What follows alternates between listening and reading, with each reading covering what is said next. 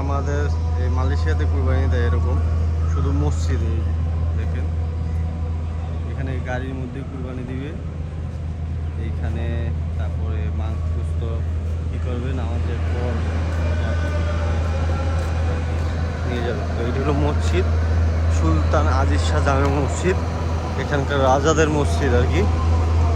এখানে এরকম অনেকগুলা গম্বুজ রয়েছে। তো এই যে গরু, এই যে গাড়িতে করে গাড়িতে গরু আসছে। আমাদের দেশের মতো ওরকম অ্যাজ ইউজুয়াল না, এই যে গরু গাড়ির মধ্যে গরু রয়েছে। তো এইখানে হলো গরুগুলা গাড়িতে আনে, গাড়িতেই কুরবানি হয়। দেন এইখানে আর কি ওই যে গরুগুলা গাড়িতে আছে, গাড়িতে এই গাড়ি থেকে এই গাড়ি নিয়ে কুরবানি হবে, এইখানে কুরবানি হবে।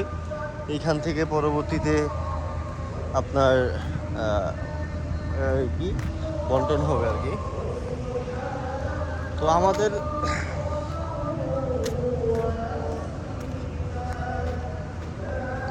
এই যে গরু দেখাচ্ছি, এই যে গরু, এই যে কুরবানি হয়েছে আলহামদুলিল্লাহ।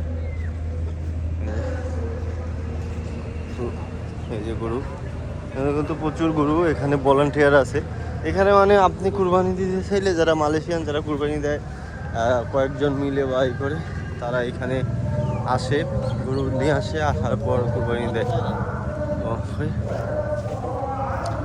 তো মসজিদটা কিন্তু অনেক বড়, এটা একটা কালচারাল সেন্টার। এখানে টুরিস্টরাও এখানে আসে।